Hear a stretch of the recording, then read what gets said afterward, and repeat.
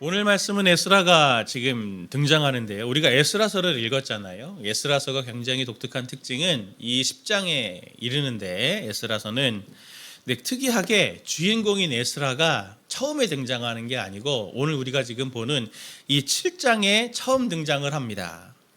사실 6장과 7장 이 사이의 시간도 살펴보면은 57년, 학자들에 따라 또 58년이라고 하는 그 시간의 이 차가 있습니다.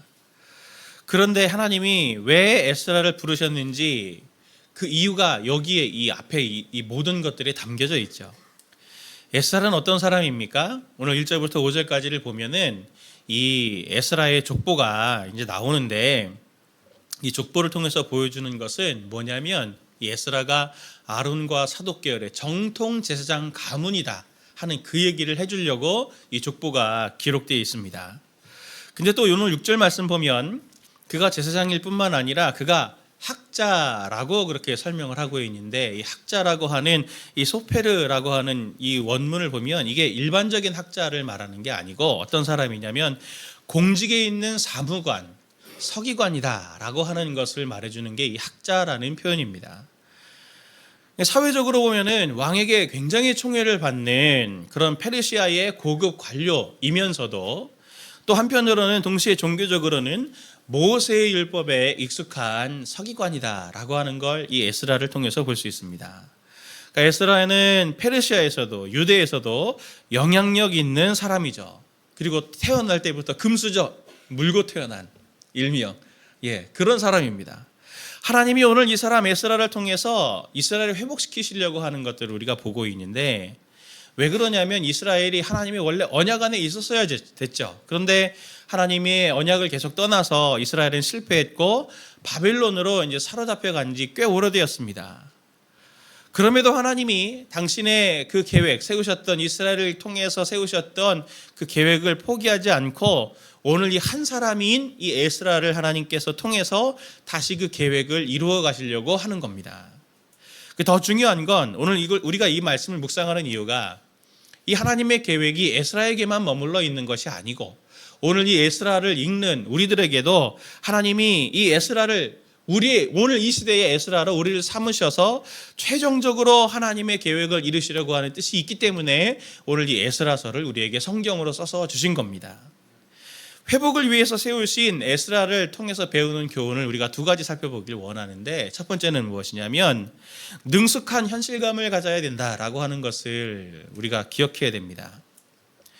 바벨론에서 지금 돌아온 이스라엘에 대한 이야기들이 앞의 이야기까지가 쭉 기록되어 있는 거거든요. 에스라 앞에 보면 외형적으로는 성전도 다 지어가고 회복이 이제 되어가는 것 같은데 이스라엘의 문제는 이스라엘이 형태적으로는 완성이 된 것 같아 보여도 실질적으로는 이스라엘로 사는 게 뭐야? 라고 하는 이 내면적인 문제가 있었습니다. 그래서 에스라가 필요했던 거예요. 이스라엘에 살고 지금 있는 사람들, 바벨론에서 돌아와서 여기 지금 살고 있는 사람들의 현실을 보면은 짧게는 돌아온 지 벌써 50년이 됐고 길게 잡으면 아수르, 바벨론, 페르시아 이 모든 나라들에게 잡힌 사람들의 그 긴 역사까지 생각해 보면 129년 정도를 이 세 제국 밑에서 사는 사람들의 후손들이 바로 지금 이 예루살렘에 살고 있는 사람들입니다. 그러니까 벌써 몇 대가 지났어요. 그러니 이스라엘로 사는 게 뭐 어떤 거야? 그걸 잘 모르는 거죠. 어떻게 하나님의 말씀대로 사는가? 그걸 잘 모르는 세대가 바로 이 세대입니다. 6절을 보면 에스라를 이렇게 말하죠. 이 에스라가 바벨론에서 올라왔으니 그는 이스라엘의 하나님 여호와께서 주신 모세의 율법에 익숙한 학자로서 하면서 이 에스라가 하나님의 율법에 익숙하다라고 하는 걸 말합니다.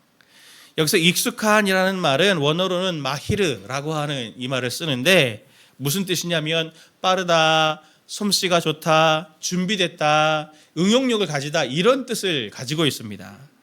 그러니까 바벨론에 귀한 후에 이스라엘이 예전에 왕정시대에 살던 그 이스라엘 백성이 아닌 거잖아요.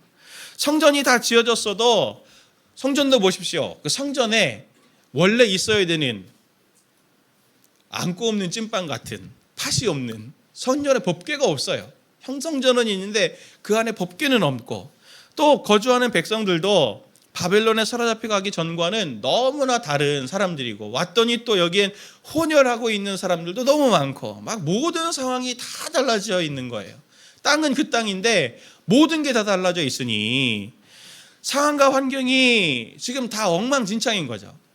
그러니 하나님께서 처음 모세를 통해서 모세 오경을 주시고, 네가 그 땅에 들어가면 이렇게 살아라 하신 그 말씀을 있는 그대로 지킬 수는 없는 상황이에요. 하나도 적용이 안 돼요. 그러니 모세오경의 하나님의 말씀과 계명을 핵심이 무엇인지, 정신이 무엇인지를 다 꿰뚫어 보고 이걸 오늘의 삶에 어떻게 적용해서 지켜서 살 건가라고 하는 것을 알려면 이 능숙함이 필요한 거죠. 율법의 핵심과 원리를 꿰뚫어 볼 그것을 가진, 이 마히르를 가진 사람이 바로 에스라였다라고 하는 것을 성경이 오늘 우리에게 이야기해 줍니다. 이제 5월에 청소년부 사역을 놓고 교육자들하고도 저기 주일학교 사역을 놓고 이렇게 보면서 제가 ABC부터 다 점검을 지금 하고 있는데, 이제 한 청소년 부서에서 이제 교재를 쓰려고, 아이들 위한 교재를 쓰려고 교육자한테 이제 부탁을 해갖고 쭉 이제 서칭을 해서 제안해서 제가 이 교재를 제가 이렇게 봤습니다. 청소년부 교재를 이렇게 딱 보다가 참 신기한 경험을 하나 했어요. 뭐냐면, 저도 주일학교 사역 오래 했으니까요. 여기 있는 내용이 너무 익숙해요. 예수 그리스도, 하나님, 교회 다 익숙합니다. 근데 너무 이질적으로 느껴지는 거예요. 너무 이질적으로. 너무 익숙한데 너무 이질적으로. 왜냐하면 이게 아이들한테 어떻게 들릴까? 이 내용이. 예수 그리스도, 내용 다 맞습니다. 다 맞는 말이고 교리적으로 틀린 거 하나도 없고 지식적으로 틀린 거 하나도 없는데 이게 아이들한테 어떻게 들릴까? 아이들은 학교에서 진화론을 배우죠. 입시에 시달리죠. 중학생부터 구체적으로 입시에 시달려가지고 벌써 포기하더라고요. 나는 이제 대학 못 갈 것 같다. 중학생인데. 진로 고민에 대해서 고민 많죠. 애들이 또 하는 건 뭡니까? 돈 주고 인생 네컷 찍죠. 나가면 친구들하고 아이돌 이런 거에 마음 두고 있고. 이런 아이들한테 이게 어떻게 들릴까? 이 교재 내용이 너무 아이들하고는 딴 세계 얘기인 것 같이 들릴 것 같은 거예요. 제가 볼 때. 아 그래 예수님, 아 그래 그런 분이지. 근데 그래서 어쨌다고? 나하고 무슨 상관인데? 그래 교회, 아 그런데, 아 맞아 알았어. 근데 그게 나하고 무슨 상관인데? 이렇게 들릴 것 같은 거예요. 딴 세계 이야기처럼 들리는 거예요. 내 삶에 하나님이 과연 관심이 1이라도 있을까? 이걸 보고, 이 교재를 보고 이런 생각이 딱 드니까 마음에 위기감이 딱 드는 겁니다. 내가 믿고 있는 하나님, 성도님들도 믿고 있는 하나님도 한번 머릿속으로 떠올려 보십시오. 내 머릿속의 하나님은 내가 오늘 가지고 있는 어깨에 깊게 드리워져 있는 이 짐 같은 내 삶의 문제에 1이라도 관심이 있는 분이라고 느끼고 계십니까? 연관시키고 계세요, 그 하나님을? 이 문제들 앞에 내가 믿는 하나님은 무기력한 하나님 아닌가요? 그래서 거꾸로 그걸 여실히 볼 수 있는 게 뭐냐면, 성도님들 기도하시잖아요. 응답됐다고 놀라하실 때. 아, 기도하면 응답된다고 하는 걸 믿어야지. 기도하면서도 안 믿고 있으니까 응답됐다고, 하나님이 응답하셨어요. 와, 하나님 이런 분이세요. 감사합니다. 하지만 저는 이건 뭐지? 이런 생각이 들 때 있어요. 안 그렇습니까? 누가 하나님을 이 문제투성이의 피조세계와 분리시켰습니까? 누가 하나님을 무기력한 하나님으로 만든 겁니까? 우리 아닌가요? 우리 자신 아닌가요? 내 삶의 현실적인 고민에 대해서 말씀이라는 도구, 툴로, 그 창문으로 한 번이라도 내 문제를 보려고 하지 않고 하나님께 묻지 않기 때문에 하나님과 내 삶은 전혀 동떨어져 있는 다른 세계 이야기처럼 들리고, 교회와 내 삶도 전혀 다른 세계처럼 이렇게 느껴지는 거 아닙니까? 우리에게 에스라가 가지고 있었던 이 말씀의 핵심, 원리, 이것들을 우리가 선명하게 깨닫고 내 삶에 어떻게든 적용시키는 익숙함, 재빠름, 능숙함, 이런 것들이 우리에게 이 시대에 정말 절대적으로 필요합니다. 전에도 한번 말씀드렸지만 오래전에 한 신학자가 그렇게 얘기했죠. 그리스도인들이 한 손에는 성경을, 한 손에는 신문을 들고 있어야 된다 그랬는데, 우리는 한 손에 성경도 없고 신문도 없는 그런 삶을 살고 있는 것은 아닌가요? 우리 손에는 무엇이 있습니까? 마냥 하나님께 기도하면서 하나님이 알아서 하시겠지, 하나님께 맡깁니다 하고 하나님이 알아서 하세요 하고 무관심하고 무기력하고 그렇게 있는 삶은 아닌가요? 현실에 눈 감고 있는 삶은 아닙니까?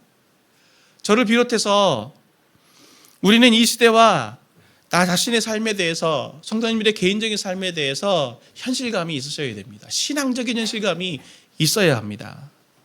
우리가 종교생활 잘한다고 하나님이 그걸 기뻐하실 것이라고 생각하시면 안 돼요. 종교생활하는 것을 하나님 기뻐하시는 것이 아니라, 오늘날 기독교가 세상에 대해서 무대책인 사람들로 비춰지는 이유가 앞에 제가 말씀드렸던 그 공과책 같은 거예요. 공과책. 말은 다 맞는데 그래서 어쨌다는 거냐. 내 삶을 보면은 전혀 기독교는 현실적이지 않은데, 실용적이지도 않은데, 현실에는 눈 감은 책 속에만 있는 하나님, 교회에만 있는 하나님, 네 머릿속에다 있는 하나님이지 내 삶엔 도저히 그게 경험되지 않는다. 이 모습이 저부터 주일에는 불법 주차하는 것부터, 나만을 생각하는 세상과 똑같은 이기적인 모습, 돈을 사랑하는 모습, 갑질하는 모습, 불법을 편법이라는 이름으로 저지르는 모습 속에서, 그 사회 속에서 말씀의 눈으로 그것을 바라보고 오늘 보고자 하고 시도해 보려고 하는, 말씀으로 무엇인가 작은 것이라도 시도해 보려고 하는 그것이 정말 그 능숙함을 갖는데 굉장히 중요한 것입니다. 에스라를 보십시오. 에스라는 양발을 땅에 디디고 있는 사람입니다. 한쪽 발은 하나님의 말씀이라는 율법에 굳게 디디고 있고, 한쪽 발은 페르시아 고급 서기관이라는 현실에 발을 디디고 있는 현실에 충실한 사람이었습니다. 그래서 이 에스라가 보여주는 건 뭐냐면, 페르시아의 고급 서기관이어도 하나님의 백성으로도 살 수 있다, 동시에 하나님의 백성으로 살 수 있다라고 하는, 이걸 보여주는 사람이 바로 에스라입니다. 에스라가 10절의 말씀 보면 결심한 세 가지 내용이 나옵니다. 10절 말씀을 같이 함께 볼게요. 에스라가 여호와의 율법을 연구하여 준행하며 율례와 규례를 이스라엘에게 가르치기로 결심하였더라. 제가 알아보시기 쉽게 1번, 2번, 3번 동사에다 이렇게 표현했습니다. 에스라는 율법을 연구해서 그 뜻의 의미를 정통하게 알기를 원했고, 두 번째는 그 말씀을 준행해서 살아봐서 정말 그런가? 하나님의 말씀이 정말 그런가? 말씀이 있지만 그게 실제적으로 그런가라고 하는 걸 경험해 보기를 원했고, 세 번째는 그 경험한 걸, 경험을 나누기로, 가르치기로 결심을 한 겁니다. 하나님의 말씀이 뭐길래 에스라가 이렇게 한 겁니까? 하나님의 말씀이 뭡니까? 왜 우리는 하나님의 말씀을 그렇게 해야 되나요? 에스겔 20장 10절, 11절, 13절 말씀 보면은 하나님이 속이 답답하셔가지고 포로에 있는 에스겔을 통해서 이스라엘에게 하나님의 말씀을 너희가 왜 배워야 하고 그걸 왜 지켜야 하는지를 설명해 주고 계시는데, 우리 같이 함께 이 말씀을 보기를 원합니다. 그러므로 내가 그들을 애굽 땅에서 나와서 광야에 이르게 하고 사람이 준행하면 그로 말미암아 삶을 얻을 내 율례를 주며 내 규례를 알게 하였고, 그러나 이스라엘 족속이 광야에서 내게 반역하여 사람이 준행하면 그로 말미암아 삶을 얻을 나의 규례를 준행하지 아니하며. 아멘. 본문에 반복적으로 계속 강조하는 것이 있죠. 사람이 준행하면 그것이 어떻게 된다고요? 삶이 된다, 생명이 된다. 그걸 말하고 있습니다. 하나님이 우리에게 말씀을 주신 이유는 아주 선명하고 아주 현실적이에요. 뭐냐면 그 말씀을 지키는 게 우리에게 생명과 삶이 되는 거예요. 우리 다 그걸 원하잖아요. 오늘날 어느 때보다 풍요로운 삶을 사는 것 같고 어느 때보다 화려한 삶을 사는 것 같지만, 조금만 깊게 들여다보면은 그보다 더 어려운 지옥은 없고 무의미한 고통의 연속을 겪고 있는 사람들이 너무나 많습니다. 제가 지난 주간에 우리 청년부 담당 교역자에게 참 감사한 간증을 제가 들었는데, 이제 학년이 바뀌었잖아요. 그러니 이제 고3들이 청년부로 이렇게 올라오는데 새로 나온 한 청년이 있는 거예요. 그래서 그 청년을 만나서 개인적으로 신방을 하면서 이제 얘기를 나눴는데 이 목사님이 교육자가 이 대화를 나누면서 그냥 고등부 있다가 이렇게 올라온 청년인 줄 알았는데 아닌 거예요. 부모님이 우리 교회에 있는 것도 아니고 그냥 새해를 맞아서 혼자 교회 발걸음을 찾아온 거예요. 그냥 이 청년은. 되게 신기하잖아요. 어떻게 이렇게 됐나 그랬더니 전에 신앙생활 하던 친구도 아니에요. 이 청년이. 그냥 교회 나가봐야 되겠다 해가지고 그냥 찾아가지고 우리 교회 찾아서 가까이 있는 우리 교회 이렇게 탁 오게 된 건데 왜 오게 됐냐면 수험생을 지나면서 너무 외롭고 힘들었던 거예요.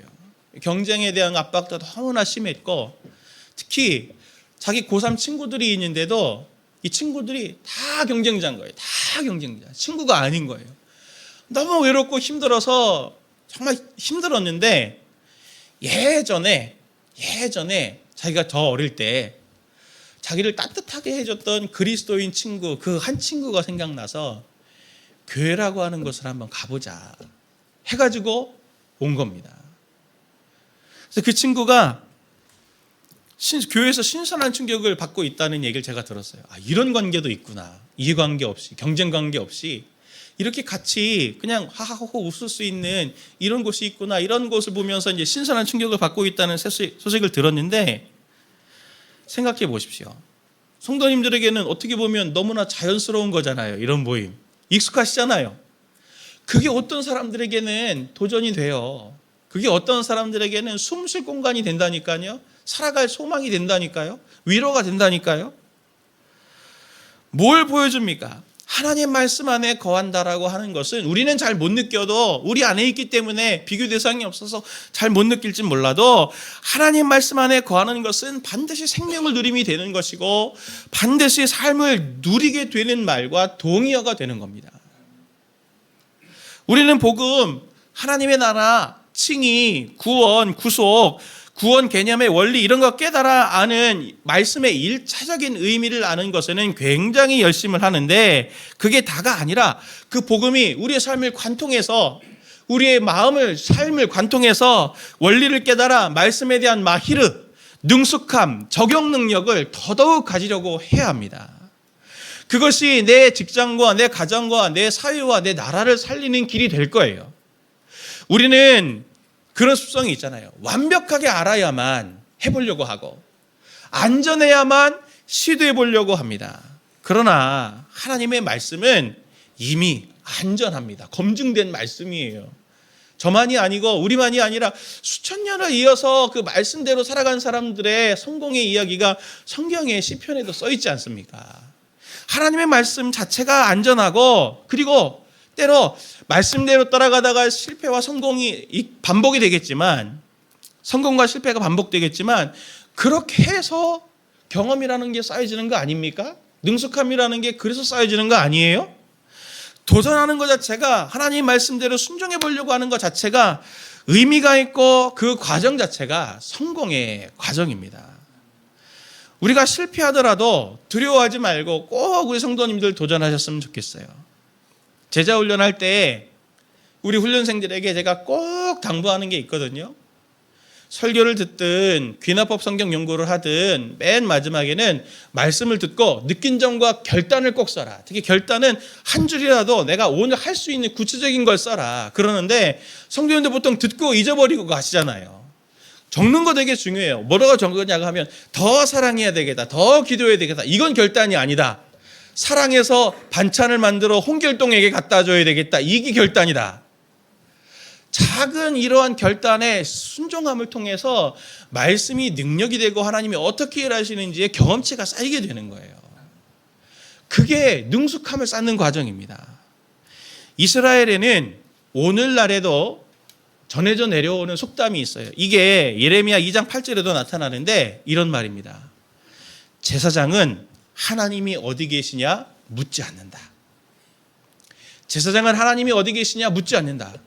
제사장은 누구 섬기는 사람이에요? 하나님을 섬기는 사람이 하나님이 어디 계셔 물으면 그 사람은 제사장입니까?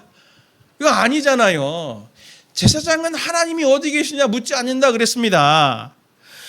말씀에 반응해서 일상 속에서 한 가지라도 실천하시려고 한다면 하나님의 영을 가진 우리는 하나님이 어디 계시냐 묻는 사람이 될 수가 없죠. 사랑하는 성도님들, 오늘 하루라도, 오늘 이 한 주간만이라도, 오늘 제 이 설교를 듣고라도 이번 주 나 한 주간 뭘 해야 되겠다 하나라도 좀 적으십시오. 예, 열심히 기도해야 되겠다, 사랑해야 되겠다, 이건 아니에요. 컨셉을 적는 게 결단이 아니고 할 수 있는 거 적는 겁니다. 남편을 한번 안아주겠다, 이거 좋은 겁니다. 이런 거, 이런 게 결단이에요. 두 번째로 회복을 위해 세우신 에스라를 통해 배우는 교훈은 무엇이냐면 하나님이 나를 이곳에 세우셨다라고 하는 겁니다. 에스라는 바벨론에서 사로잡혔던 자들 중에서 특징이 있습니다. 바벨론에서 태어난 사람이에요. 에스라는 유대에서 태어난 사람이 아닙니다. 그리고 에스라엘의 이름이 뭡니까? 주님이 도우셨다라는 뜻을 가졌습니다. 재미있는 건 뭐냐면 6절을 보면 그가 바벨론에서 예루살렘으로 올라오는 시기에 대해서 얘기하는데, 예루살렘에 도착했을 때 그가 첫째 달 초하루라 얘기하죠. 이게 무슨 말이냐면 우리는 그냥 그런가 보다 하고 넘어가지만 첫째 달 초하루는 출애굽이 있던 날입니다. 이스라엘이 6월절로 지키는 날이죠. 에스라서 7장 6절 또 8절 9절 말씀도 함께 보기를 원하는데 같이 봅니다. 이 에스라가 바벨론에서 올라왔으니 그는 이스라엘의 하나님 여호와께서 주신 모세의 율법에 익숙한 학자로서 그의 하나님 여호와의 도우심을 입음으로 왕에게 구하는 것은 다 받는 자이더니 이 에스라가 올라왔으니 왕의 제7년 다섯째 달이라 첫째 달 초하루에 바벨론에서 길을 떠났고 하나님의 선한 손에 도우심을 입어 다섯째 달 초하루에 예루살렘에 이르니라. 아멘. 오늘 말씀 보면 계속 에스라가 바벨론에서 올라왔다 그랬잖아요. 우린 이것도 그런가 보다 하지만 이게 중요합니다. 왜냐하면 바벨론에서 예루살렘까지 오려면 이렇게 돌아서 내려와야 돼요. 올라오는 건 어디에서 올라오냐면 이집트에서 올라오죠. 출애굽했다는 얘기를, 새 출애굽을 했다는 얘기를 지금 하고 있는 겁니다. 에스라가 예루살렘에 올라온 과정을 의도적으로 새 출애굽 과정으로 설명을 하고 에스라가 새 출애굽을 일으키는 모세와 같은 자로 지금 그리고 있는 겁니다. 앞에도 살펴봤지만 종교적으로도 세속적으로도 모두 실력 있는 사람이 에스라잖아요. 이 모든 걸 다 짜맞춰 보면은 메시지가 선명하지 않습니까? 하나님이 왜 에스라를 부르셨을까요? 왜 에스라를 올라오게 하셨을까요? 실패해서 사로잡혔던 사람들 중에 이 에스라, 그 이름의 뜻처럼 주님의 도우심으로 새 출애굽을 일으켜 새로운 온전한 이스라엘을 내가 만들 거야. 하나님의 강력한 의지가 에스라 속에 담겨져 있는 것이죠. 적임자가 바로 에스라입니다. 오늘 에스라를 부르신 이 하나님을 보십시오. 절대 우연이 없으신 하나님이잖아요. 모든 면에서 구비된 사람입니다. 잘 준비된 사람이에요. 이스라엘을 회복하기에 딱 적합한 사람입니다. 그 사람을 쓰세요. 우리 성도님들 삶을 보십시오.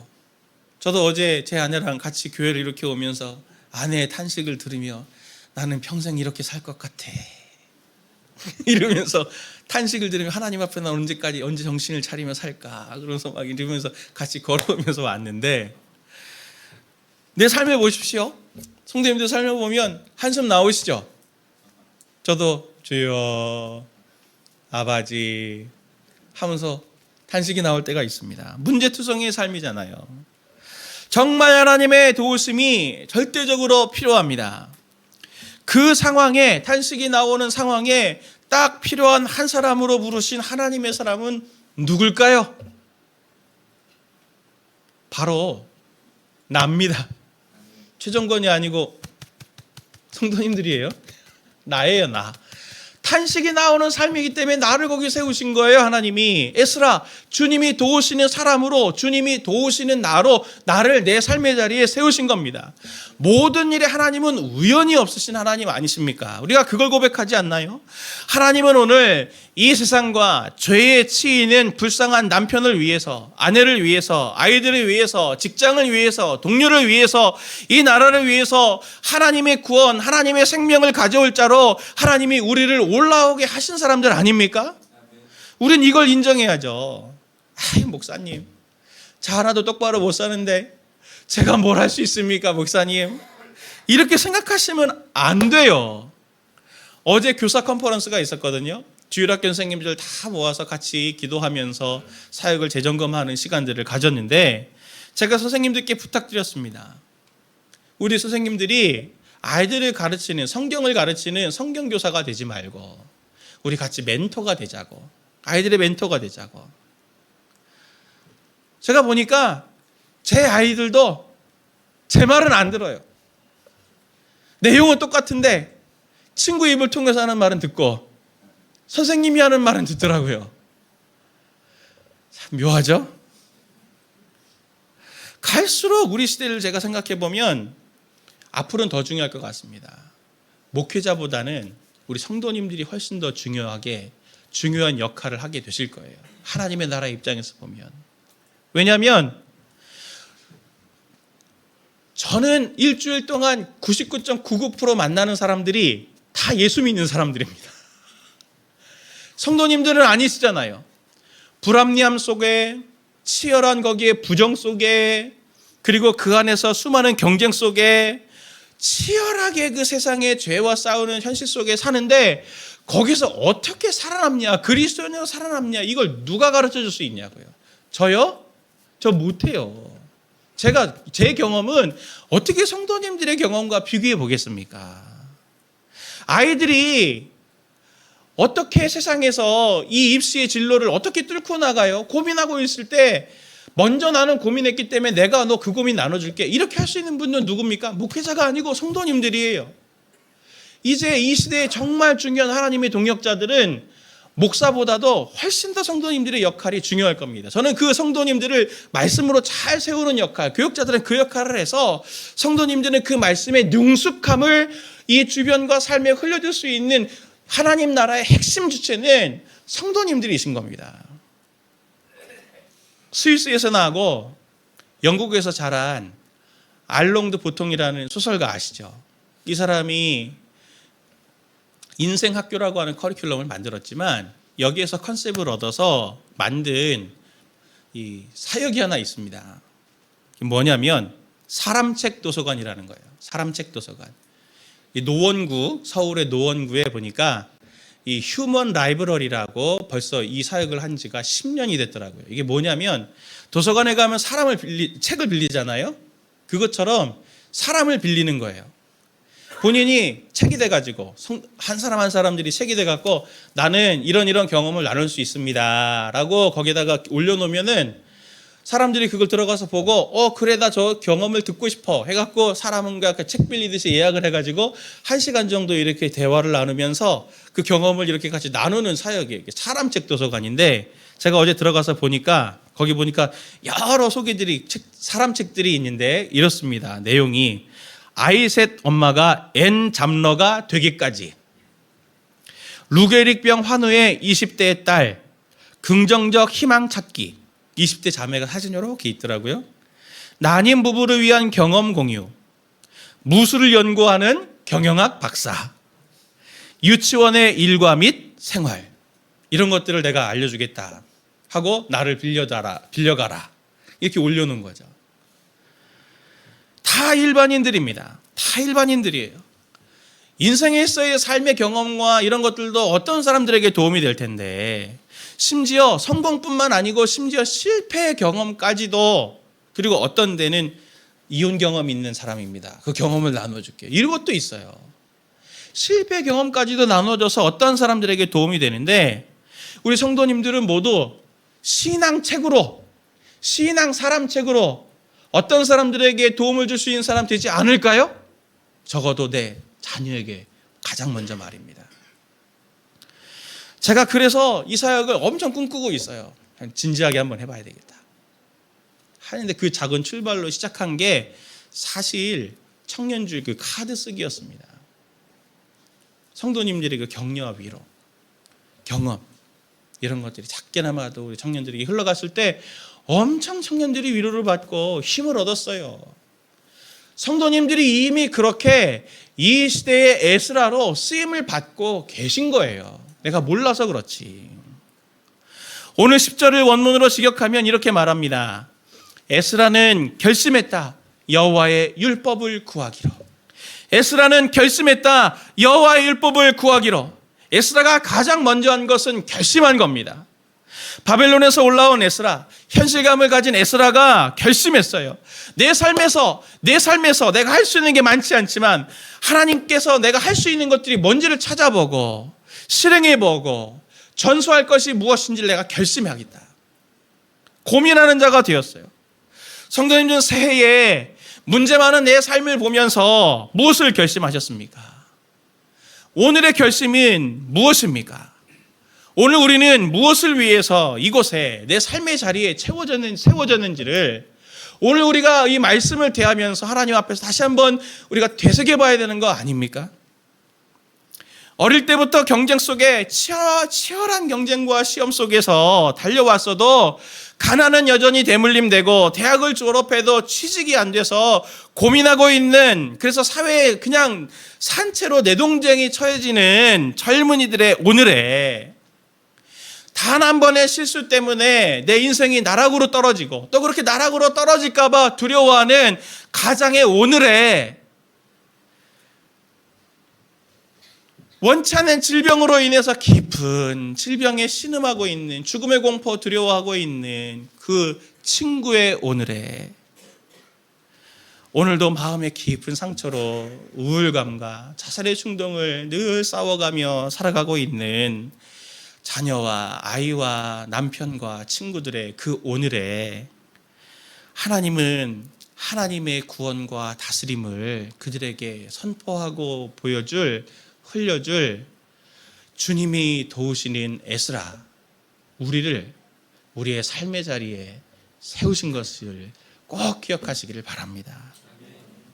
오늘의 에스라, 주님이 도우시는 자라고 말씀드렸잖아요.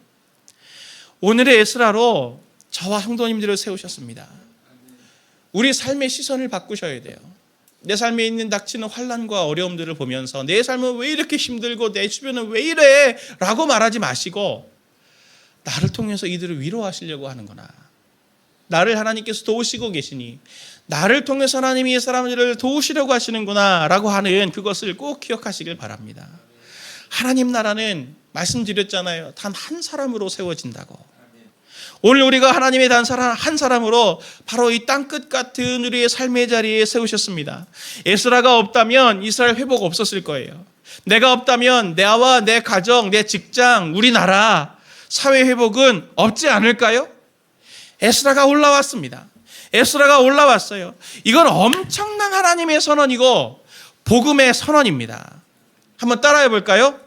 자기 이름을 붙여서 최정권이 올라왔다. 최정권이 올라온 거예요. 에스라가 아니고 자기 이름을 붙여서 홍길동이 올라왔다. 홍길동이 올라왔어. 이제는 소망이 있구나. 이렇게 우리가 꿈꿔야 되는 거 아닙니까? 얼마나 기쁩니까? 얼마나 기대와 소망이 생깁니까?